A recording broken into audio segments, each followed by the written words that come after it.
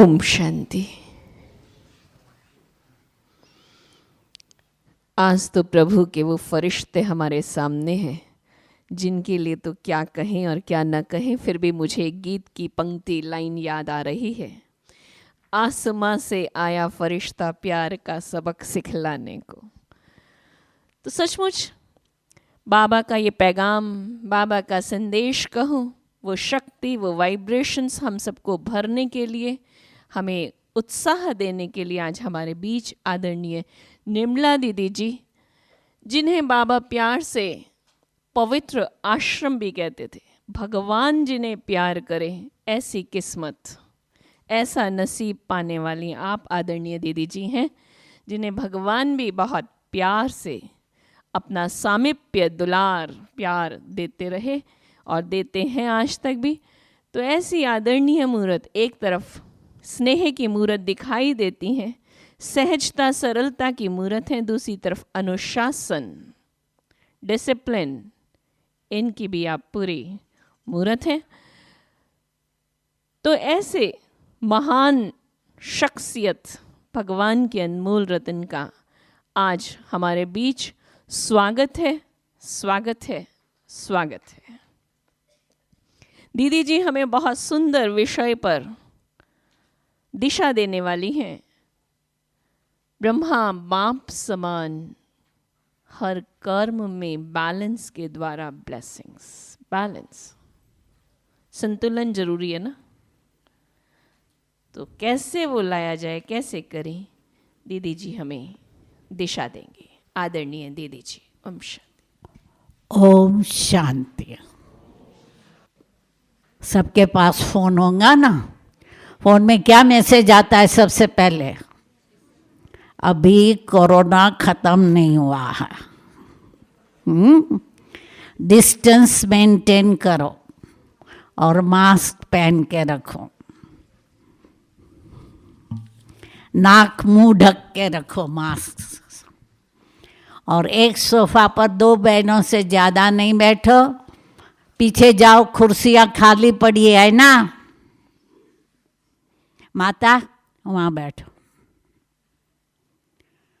यहाँ आए हो शक्तियाँ जमा करने ना, बीमारी लेने देने नहीं आए हो, ये ध्यान में रखना।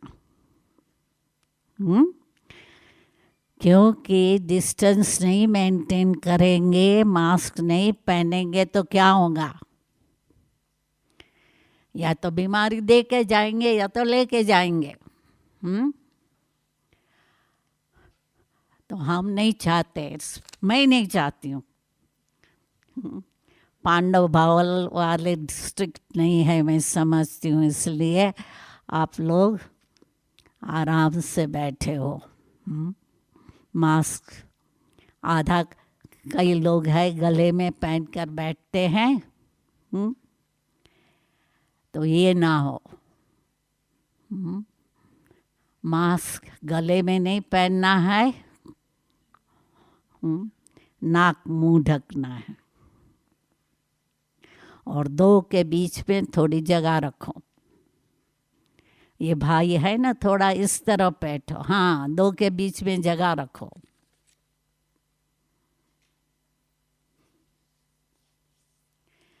दादी जान के हमेशा आती थी ना क्लास में, पहले सबको ठीक बिठाती थी। हमने ये वर्षा लिया है दादी से।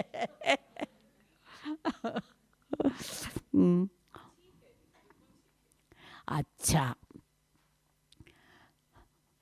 तो लक्ष्य है हमारा बाप समान बनना। तो बाबा के जीवन में बैलेंस था।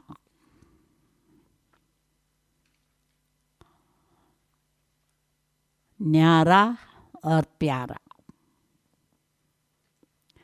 आप में से मेजॉरिटी गृहस्थी हो, और गृहस्थी का क्या संस्कार है? मोह।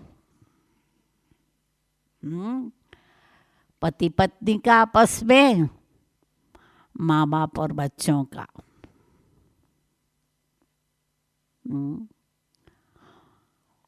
तो क्या है कि हमें नष्टो मोहा बनना, हमारा लक्ष्य है नष्टो मोहा स्मृति लब्धा। बहन जी, हाँ, यहाँ जगह क्यों पड़ी है? नहीं नहीं, इसके नज़दीक नहीं, 2 के बीच में 2 फीट अंतर रखो। यहाँ बैठो ना, कुर्सी खाली पड़ी है, यहाँ बैठो, यहाँ बैठो। हिंदी समझती है? हाँ, यहाँ बैठो।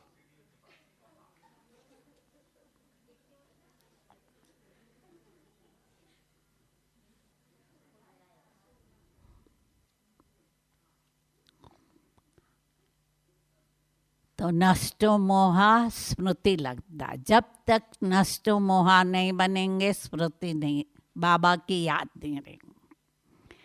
क्यों? अंत में हमें एक बाबा की याद रहनी चाहिए। शरीर में भी मोह ना हो, मेरा नहीं, मेरा कुछ नहीं, शरीर नहीं, पुराने स्वभाव संस्कार मेरा नहीं, मेरे विचार नहीं, जो बाबा के विचार वही मेरे विचार।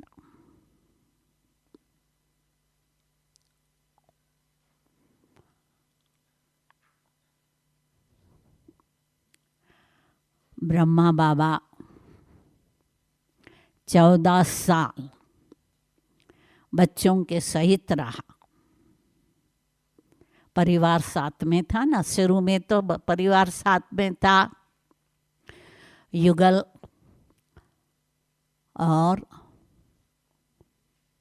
बच्चे जो शादीशुदा नहीं थे, मतलब 2 बेटे, बहू और छोटी लड़की साथ में थे। बाद में निर्मल शांता दादी भी सरेंडर हुई, परंतु उनकी दृष्टि, वृत्ति और संबंध लौकिक बच्चों और अलौकिक बच्चों के साथ समान रहे। कभी किसी ने ये फील नहीं किया कि ब्रह्मा बाबा अपने लौकिक परिवार को ज़्यादा फेवर करते हैं।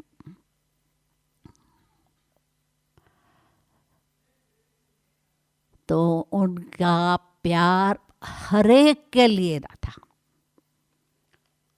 बेहद का और निस्वार्थ।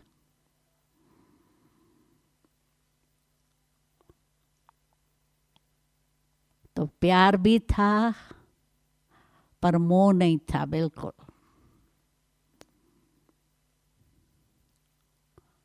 इस रीत से हमें भी क्या करना है, क्योंकि बाबा कहते परिवार में रहो पर नष्टो मोह होके रहो।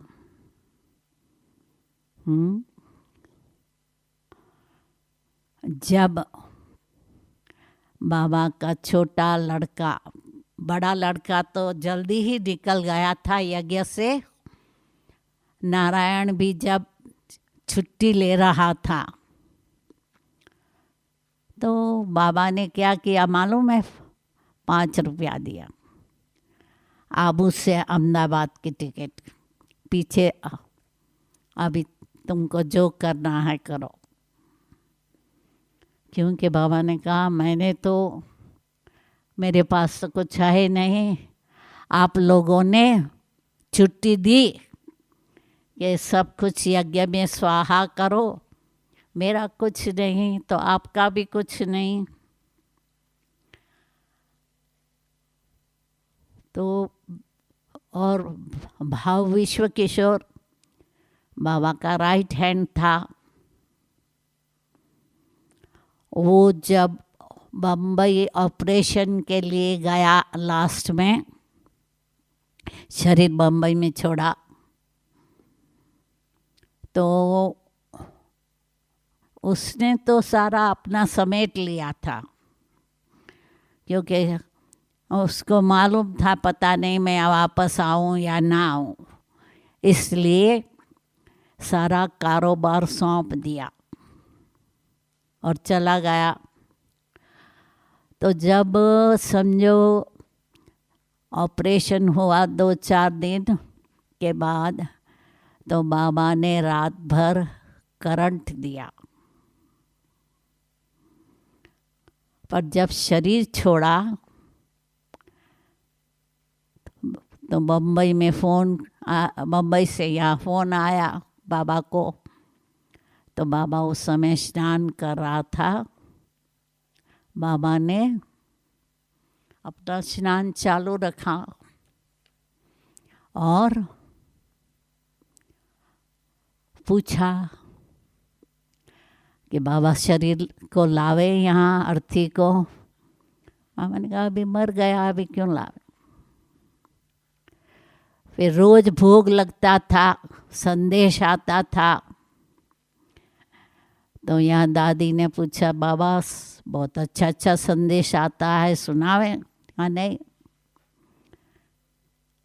शिव बाबा के बजाय उसको याद करेंगे इसलिए नहीं सुनाना है। तो इतना नष्टो मोहा।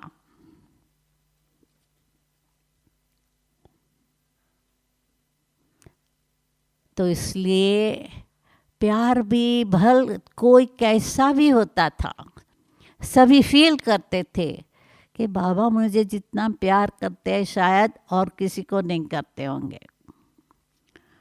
और कई तो वो भी थे जिन्होंने खून किया था, चोरी की थी, लुटेरे थे, डाकू थे, परंतु उन्हों को भी बाबा प्यार से गले लगाकर मिलते थे। और सबको बच्चे बच्चे कहते थे, चाहे मिनिस्टर होता था, चाहे लेबरर, चाहे चिड़िया। तो बाबा गर्मी के दिनों में झोपड़ी में बैठते थे, पत्र लिखते थे या पर्सनली मिलते थे। तो चिड़िया आती थी तो बाबा लच्छू को कहते थे, लच्छू बेटा लच्छू इस बच्ची को तोली दो। तो चिड़िया भी बच्ची हो गई। और देखता था लेबरर को गरम स्वेटर नहीं है, फौरन लच्छू दादी को कहता था कि उसको गरम दो। और अभी भी क्या है, सर्दी के दिनों में हर एक लेबरर को एक ब्लैंकेट मिलता है हर साल, जो भी लेबरर है ब्लैंकेट। तो सब जो बाबा को बच्चों का ख्याल रहता था। और यज्ञ में शुरू में डॉक्टरों की दवाई नहीं लेते थे, तो बाबा क्या करते थे, खुद जाकर दृष्टि देते थे।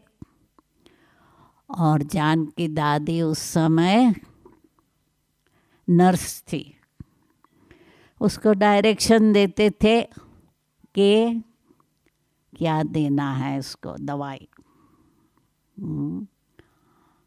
तो बाबा की दृष्टि से ही अच्छे हो जाते थे लोग। तो न्यारा और प्यारा का बैलेंस था बाबा के पास। दूसरा, बाबा के पास नम्रता और नशे का बैलेंस था। बाबा निरंकारी थे, बच्चों को नमस्ते करते थे। याद प्यार और नमस्ते डेली, याद प्यार और नमस्ते। बच्चों को कहते थे आपको मेरे को नमन नहीं करना है,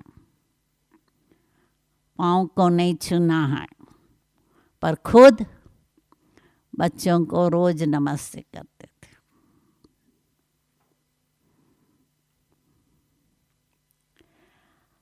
उन्होंने अपना ड्रेस बदली नहीं किया, जो ड्रेस पहनते थे वही ड्रेस रखा,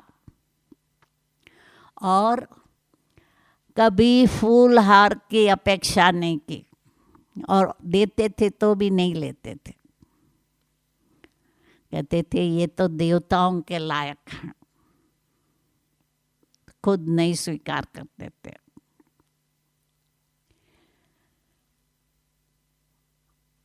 क्या है कि आजकल शंकराचार्य हैं ना, ट्रैवल करते हैं, यदि कार में ट्रैवल करेंगे, चांदी का सिंहासन पहले कार में आएगा, उसकी सीट पर फिर आएंगे।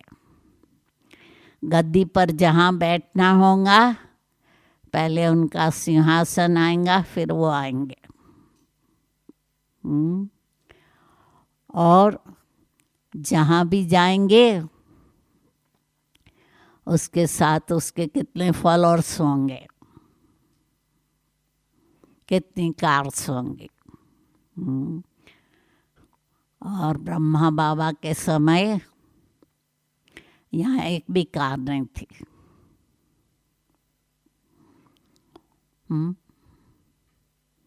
कभी ब्रह्मा बाबा विमान में नहीं बैठा। तो नम्रता बहुत निरंकारी, परंतु नशा भी। कल मैं जाकर कृष्ण विष्णु बनूंगा, कल मैं विश्व का मालिक बनूंगा। आजकल मुरलियों में भी बाबा कितना नशा चढ़ाते हैं। पढ़ाने वाला कौन है?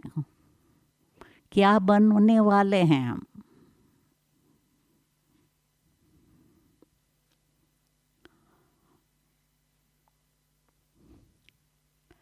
बालक और मालिक का बैलेंस था।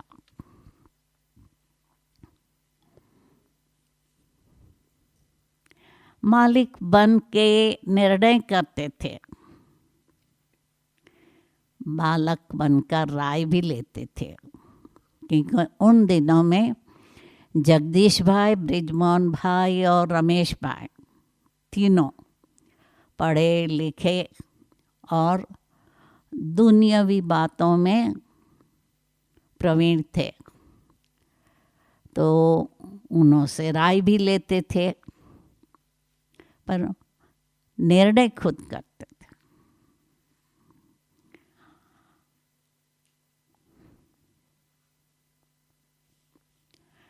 फिर उनके जीवन में उदारता और इकोनॉमी का बैलेंस था।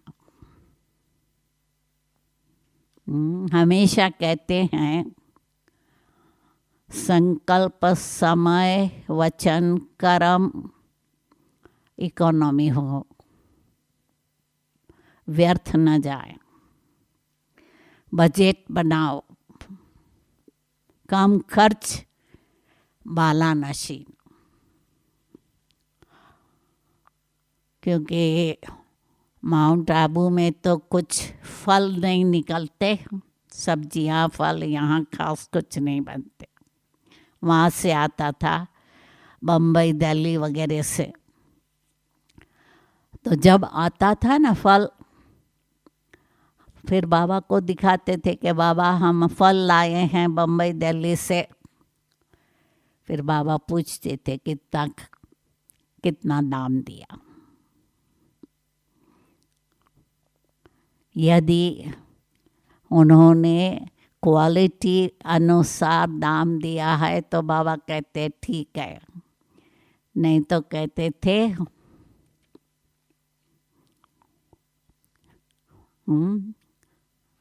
कि आप अच्छे खरीदार नहीं हो, क्वालिटी अनुसार नहीं है। प्राइस मालूम होती थी बाबा को, दादी को, सबको। दादी प्रकाश पढ़नी भी सब समझती थी प्राइस कितनी है। तो इकोनॉमी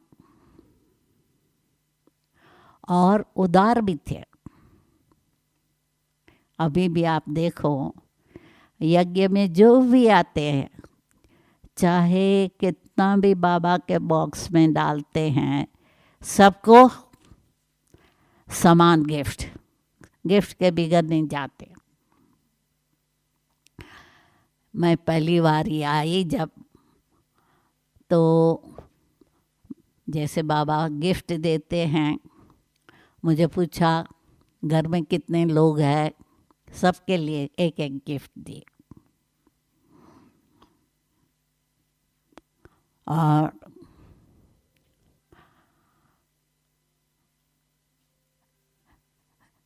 संजो रमेश भाई के वो तो क्या करते थे, मुंह में सारा इतनी टोली दे देते थे। अभी तक भी अव्यक्त बाप दादा भी।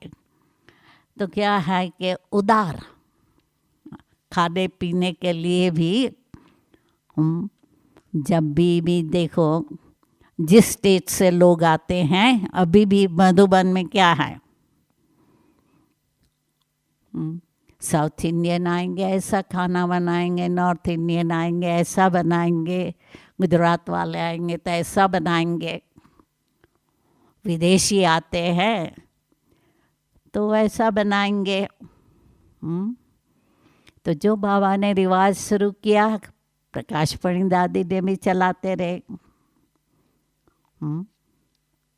और रोज पूछते थे सवेरे सब ठीक ठाक है, गरम कपड़े वगैरह है, ब्लैंकेट वगैरह ठीक है क्या है। तो दादी भी पूछती थी विदेशियों को कि क्या खाना है, तो विदेशी कहें गुलाब जामुन, समोसा, आइसक्रीम, चिप्स। दादी बनवाती थी। जब भी पीस पार्क की पिकनिक अभी भी होती है, गुलाब जामुन समोसा फिक्स। तो उदार, शुरू में आपने यज्ञ हिस्ट्री सुनी होंगी, जब ठीक था धन संपत्ति तो उन को मेवा मिठाई खिलाते थे,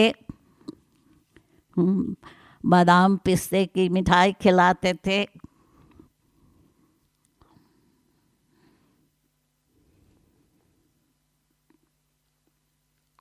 और जब बेगरी पार्ट आया तो उसी अनुसार चलाया कि सबको घुमाने ले जाते थे कि जंगल से बेरी खा के नाश्ता पूरा करो,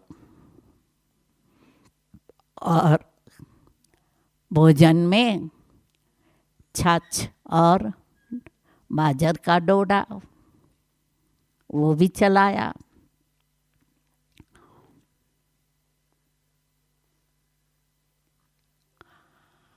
फिर बाबा के अंदर रॉयल्टी थी, तो बैलेंस रॉयल और सादगी, बोलना, चलना, उठना, फिरना, खाना पीना रॉयल। रॉयल लोग हैं ना, चलते फिरते नहीं खाते। ऐसे नहीं कि फ्रिज के पास आया, फ्रिज खोला और मुंह में डाल दिया।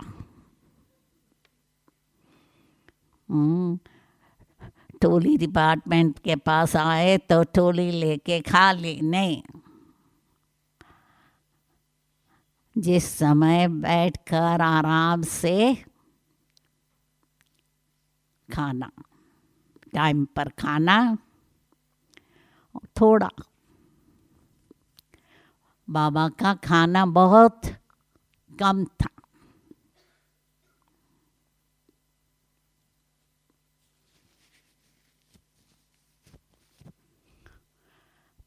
पर सिंप्लिसिटी, क्योंकि स्पिरिचुअलिटी में सिंप्लिसिटी होनी चाहिए।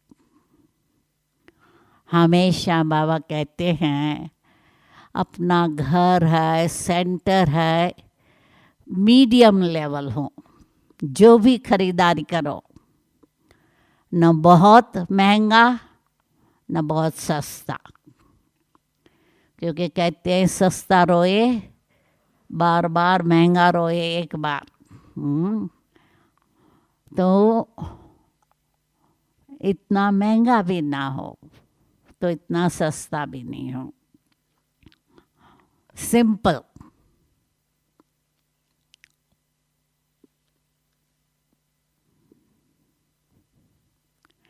फिर बाबा के जीवन में गंभीरता और रमणीकता का बैलेंस था।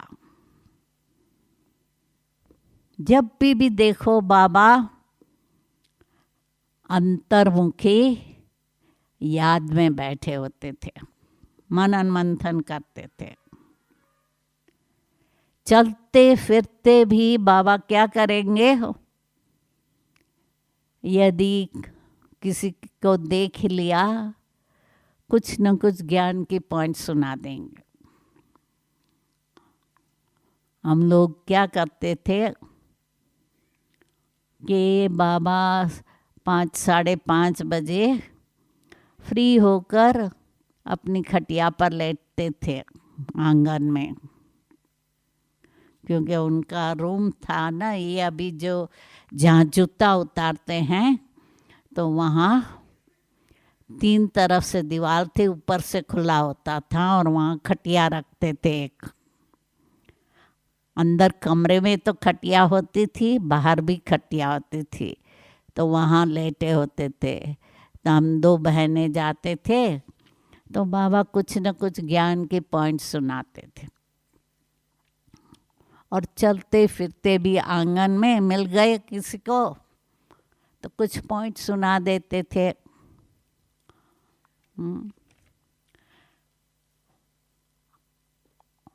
और सवेरे वे भी मुरली के पहले मनन मंथन करते थे, मुरली रिवाइज, मुरली का मंथन करते थे। और रमणीक भी थे, हर्षित मुख, मीठा स्वभाव,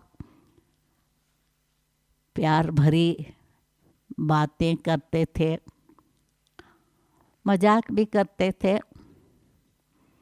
क्योंकि प्रकाशमणि दादी बम्बई में थी और ज़्यादा सेवा नहीं होती थी, तो बाबा ने क्या किया, मरी हुई मक्खी एनवलप में डालकर पोस्ट की कि तुम बम्बई में बैठकर मक्खियाँ मारती हो।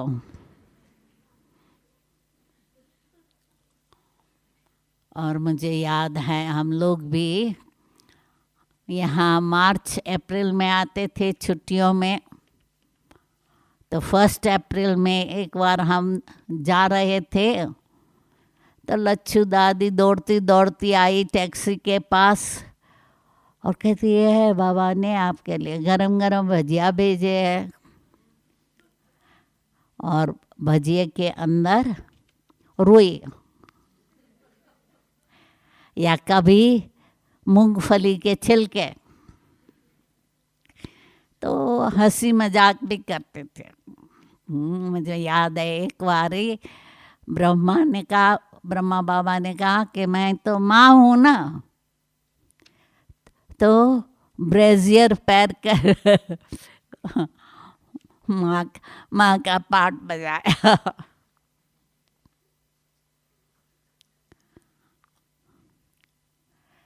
फिर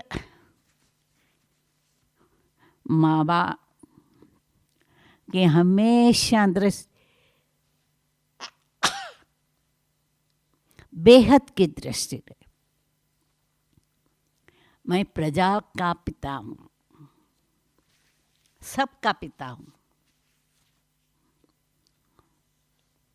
तो सबके प्रति वो पिता की दृष्टि रहती थी, बच्चे बच्चे भी कहते थे, तो उतना प्यार और पालना।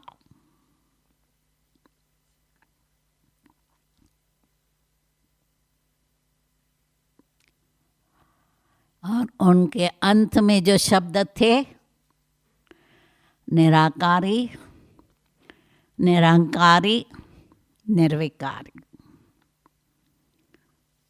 तो हमेशा देही अभिमानी स्थिति में रहते थे। चलते फिरते जैसे लगते थे फरिश्ता हैं, यहाँ नहीं है।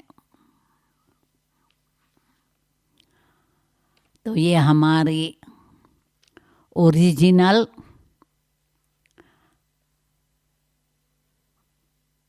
अनादि स्थिति, इस निराकारी स्थिति में रहना है। निरंकारी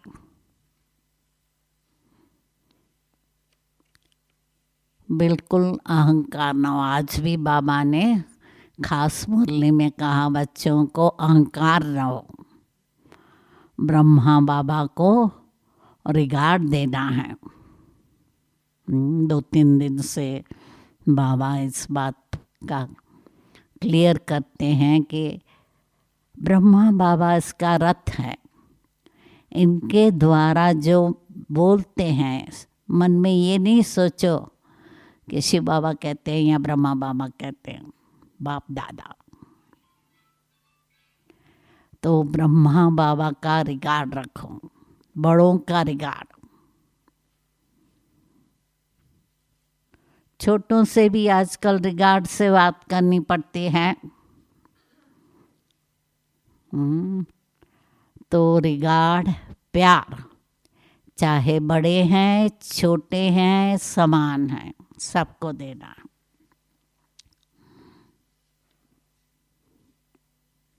और निर्विकारी बनना है,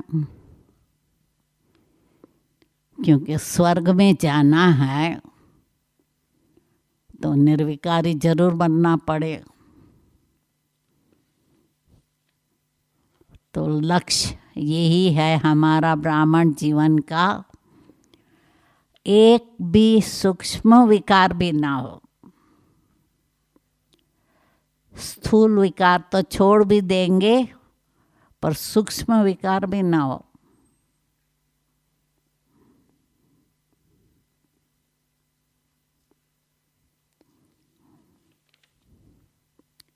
बहानेबाजी ना हो। क्या होता है, कई बहानेबाजी बताते हैं, मेरा ये भाव नहीं था, मेरा स्वभाव है। ऊंची आवाज से बोलना, कड़वा बोलना,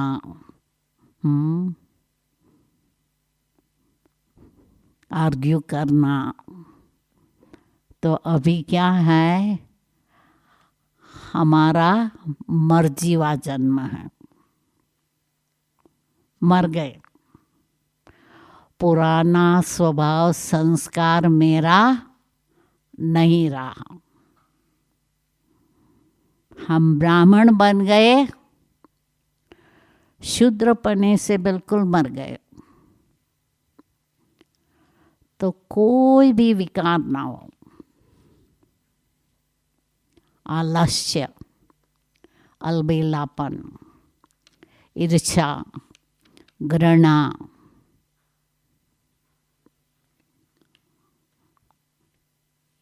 आज भी बाबा ने अहंकार के बाद क्रोध की भी बात की कि क्रोध नहीं करना है, चिड़चिड़ापन ना हो।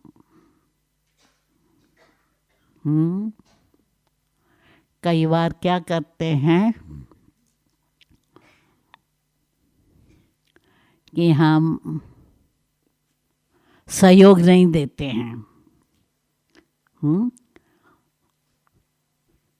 मुझे कुछ नहीं जानना है, तुमको जो करना है करो। तो ये भी क्रोध है ना, कि हम सहयोग नहीं देंगे, तुमको जो करना है करो। तो और क्या करते हैं, किसी के साथ क्रोध है या वैर है ना, वो यहाँ से आता है, देखते हैं, हम वहाँ चले जाएंगे कि सामना ना करना पड़े, आँख भी आँख से ना लड़े।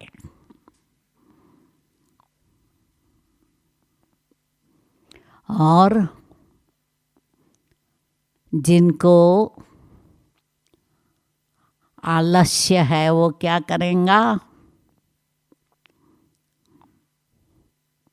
उमंग उत्साह बिल्कुल नहीं, तो वो क्या करेंगा, थका हुआ हूँ, बीमार हूँ, पेट में दर्द है या नहीं किसी को देखने में थोड़ी आएगा, पाँव में दर्द है या नहीं किसको देखने में थोड़ी आता है। तो बहाना दिखाएगा, मैं थका हुआ, मैं बीमार हूँ, कोई कर लेगा, मेरी ड्यूटी नहीं है, उसकी ड्यूटी है वो करे। तो जो करेगा सो पाएगा, अच्छा करेगा तो अच्छा पाएगा, बुरा करेगा सज़ा पाएगा। तो इसलिए हमें सेवा में उमंग उत्साह रखना है, चाहे कोई भी सेवा है, तन मन धन मान वचन कर्म, जो भी सेवा है उमंग उत्साह से करनी।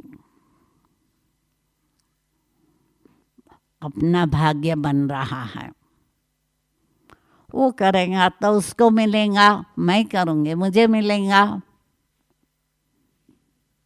हम आए हैं भाग्य बनाने, ये भूलना नहीं। आलस्य अलबेलापन से भाग्य गंवाएंगे। अलबेले है तो समय शक्ति धन व्यर्थ गंवाएंगे। वैल्यू नहीं है संकल्प समय की, तो व्यर्थ संकल्प है, नेगेटिव संकल्प है, तो क्या होगा, बाबा की याद नहीं, कमाई नहीं हुई, तो व्यर्थ करेंगे तो समर्थ नहीं बनेंगे। इसलिए व्यर्थ नहीं गंवाना। और बाबा को कभी चिंता नहीं थी क्या होगा। बैगरी पाठ में कभी चिंता नहीं होगी कि 400 बच्चों को कैसे खिलाएंगे।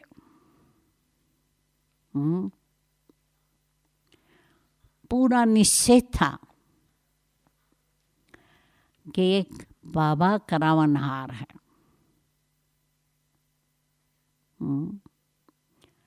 हम निमित्त है, बाबा कराएंगा। तो ब्रह्मा बाबा को और प्रकाशमणि दादी को भी देखा हमने। प्रकाशमणि दादी खटिया पर जाती थी, 1 मिनट में सो जाती थी, कोई चिंता नहीं, सदैव लाइट, सदैव हर्षित। दादी को हमने पूछा, दादी ऐसे कैसे आप सदैव लाइट रहती हो? कहती है, मैं निमित्त हूँ, बाबा करावनहार है। और सचमुच जो ब्रह्मा बाबा ने किया, दादी ने भी फॉलो किया और हम लोगों को भी वही सिखाया।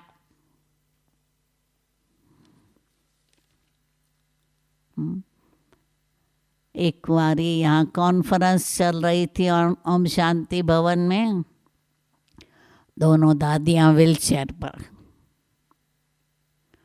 और कार्यक्रम जैसे चल रहा है, सभी को आश्चर्य हुआ। इंटरनेशनल कॉन्फ्रेंस थी कि ये दादियाँ इतनी बीमार है और कार्यक्रम यथावत चला। और दादियों के बाद भी यज्ञ चलता रहा। तो क्या है, जब ये बुद्धि में निश्चय है कि करावनहार बाबा है, हम निमित्त हैं, हम हल्के रहते हैं और हल्के रहेंगे, उड़ते रहेंगे, बाबा की मदद रहेंगे। तो एक तरफ बेफिक्र बादशाह और दूसरे तरफ केयरफुल भी रहना है कि हमारा समय, संकल्प, धन, शक्तियाँ, अविनाशी खजाने वैल्यूएबल है, उसको गंवाना नहीं। ज्ञान भी बाबा कहते हैं नौज देख कर दो, जो ग्रहण करता है उसको दो,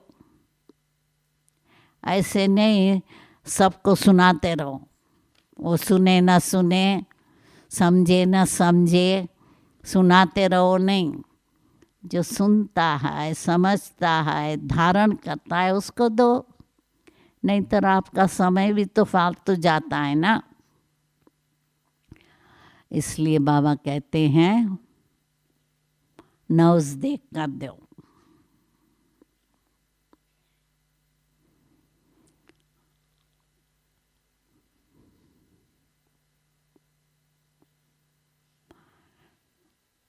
तो ब्रह्मा बाबा ने पुरुषार्थ करके, मम्मा बाबा ने पुरुषार्थ करके अपना जीवन ऐसा बनाया, कर्मातीत अवस्था को पाया।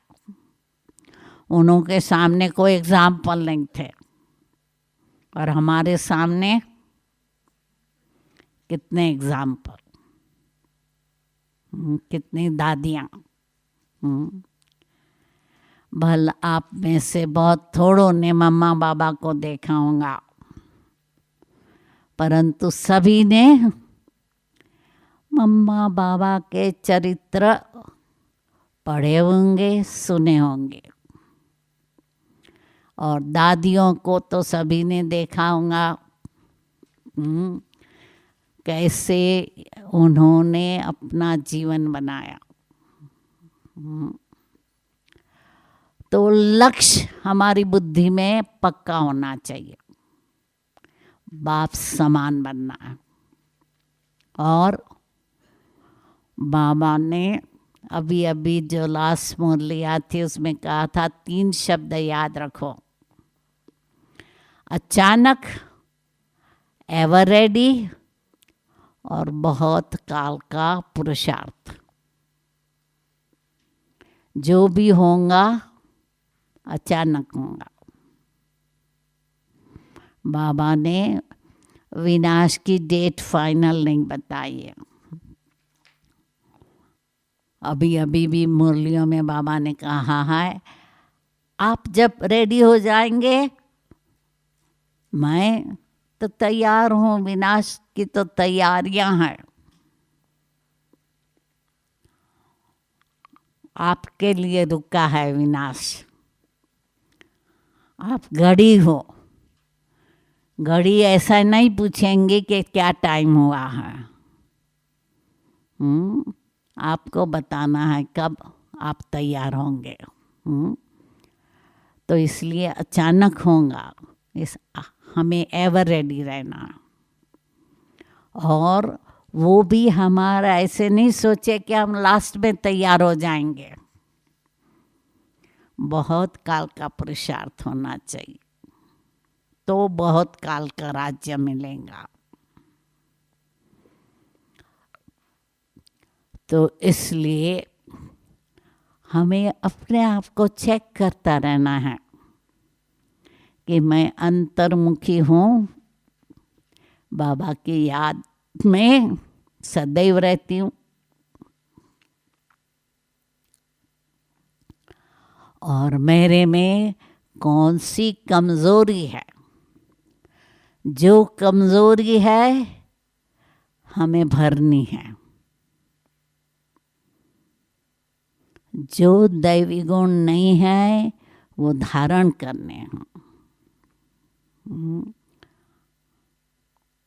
तो भट्ठी में आए हो, खूब खजाना लेके जा रहे होंगे।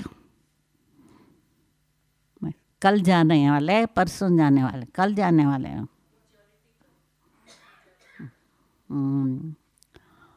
तो भरे होंगे और युक्तियाँ ली होंगी। तो ये देखना है कि जो खजाना ले रहे हैं उसको बढ़ाते रहें। खजाना अंदर नहीं रखना है, उसको बढ़ाना है। और जो अनुभव किया है वो अनुभव औरों को कराना है। आजकल बाबा यही कहते हैं, प्राप्ति करनी है, अनुभवी बनकर अनुभव कराना है। क्योंकि सुनने वाले अभी सुन सुन के थक गए, और सुनाने वाले हमारे से भी बहुत होशियार है। ब्राह्मणों से लेक्चरर कई है, बहुत होशियार है, परंतु उनके जीवन में धारण नहीं है। हमारे जीवन में धारणा है। और जितना हम प्राप्ति हो स्वरूप हो के अनुभवी होकर सुनाएंगे तो उनके दिल पर लगेगा, और वो कभी भूलेंगे नहीं। जो बुद्धि गम्य बातें हैं वो बुद्धि तक रहेंगे, पर जो दिल को लगी हुई बातें हैं कभी नहीं भूलेंगे। इसलिए अपना जो अनुभव है वो औरों को अनुभव कराना, और अपने जीवन में परिवर्तन ला के दिखाना है, ताकि आपके संबंध संपर्क में आने वाले उनको भी इच्छा हो कि हम भी बाबा से अविनाशी खजाना लें और अपना जीवन ऐसा बनाएं। तो कदम के ऊपर कदम रखना मुश्किल नहीं, कॉपी करना मुश्किल नहीं ना। तो हमारे लिए बाबा ने सहज कर दिया। उनको कॉपी करो या कदम के ऊपर कदम रखो तो पद्मा पदमपति बन ही जाएंगे। तो बाबा के जीवन की तो कई बातें हैं, और उन्होंने अपना जीवन अपने पुरुषार्थ से बनाया। भाग्य तो था उन्हों का कि बाबा का रथ बना, परंतु फिर भी उनको भी पुरुषार्थ करना पड़ा। मम्मा बाबा दोनों को पुरुषार्थ करना पड़ा।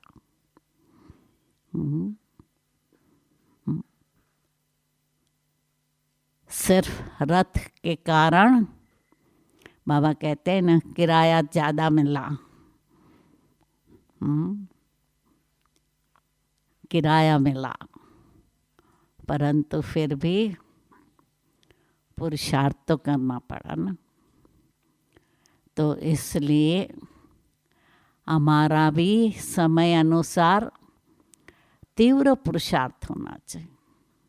अपने ऊपर पूरा टेंशन चेकिंग करते रहना है, तब अपने को परिवर्तन कर सकेंगे और अपना भविष्य ऊंच बना सकेंगे।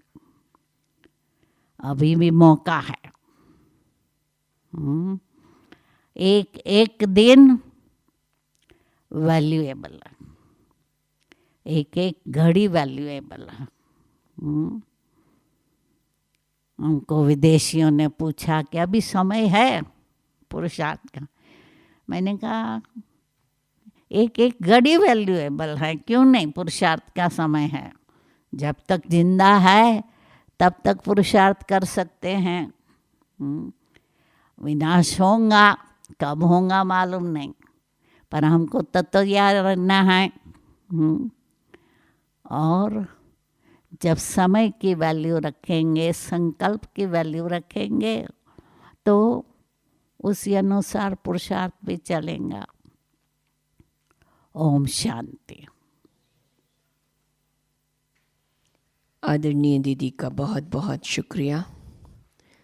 कितने विभिन्न वैरायटी प्रकार के हमें संतुलन जो बाबा के जीवन में थे, हमें भी उस पर अपना अभ्यास और मेहनत करनी है। दीदी की एक एक लाइन इम्पॉर्टेंट थी, लेकिन लास्ट में तो आपने नेचुरल वे में कहा कि हर घड़ी महत्वपूर्ण है। कब तक पुरुषार्थ करना है, कब तक करेंगे, लेकिन हर घड़ी महत्वपूर्ण है। पता नहीं है लास्ट क्या होगा, लेकिन महत्वपूर्ण है। इसलिए हमारा अटेंशन पुरुषार्थ में हो, दिल से हम अपने अंदर उतारें। क्योंकि बुद्धि की बातें बुद्धि में रहती, दिमाग तक, लेकिन दिल से किया हुआ पुरुषार्थ अंदर तक उतरता है। और बड़ी अच्छी बात, सहज विधि जो कई बार सुनी भी है, लेकिन फिर भी दीदी ने बहुत सुंदर बात कही कि देखो पुरुषार्थ करने के लिए क्या चाहिए। कॉपी तो करना है। करना क्या है? कॉपी तो करना है। क्योंकि बड़ी बात यह है, सैंपल्स हमारे आगे बहुत हैं। उस समय जब आप आए तब तो इतना कुछ था भी नहीं, या और दादियाँ थीं, वो खुद बने तो हमारे आगे सैंपल्स बने। तो हमारे आगे बहुत बहुत आगे उदाहरण हैं, आप भी उसमें से एक हैं, उदाहरण स्वरूपा। हमें सिर्फ अपने बड़ों को सामने रख अभ्यास करते चलना है, और कुछ नहीं। सिर्फ लगन चाहिए, एकाग्रता चाहिए। आपकी क्लास जब मैं सुन रही थी, मुझे एक बात याद आ रही थी। आप तो सुना रहे थे, मैं कहानी मन ही मन याद कर रही थी एकलव्य की। उसने क्या किया था? सिर्फ प्रतिमा ही तो सामने रखी थी, गुरु द्रोणाचार्य की प्रतिमा ही तो रखी थी, और एक बहुत बड़ा धनुर्धर बन गया। गुरु सामने सिखाने भी नहीं आए, लेकिन प्रतिमा रख के बन गया। तो हमारे आगे तो इतने सैंपल्स हैं, तो हम क्या नहीं कर सकते। पुनः बहुत बहुत शुक्रिया आदरणीय दीदी जी का।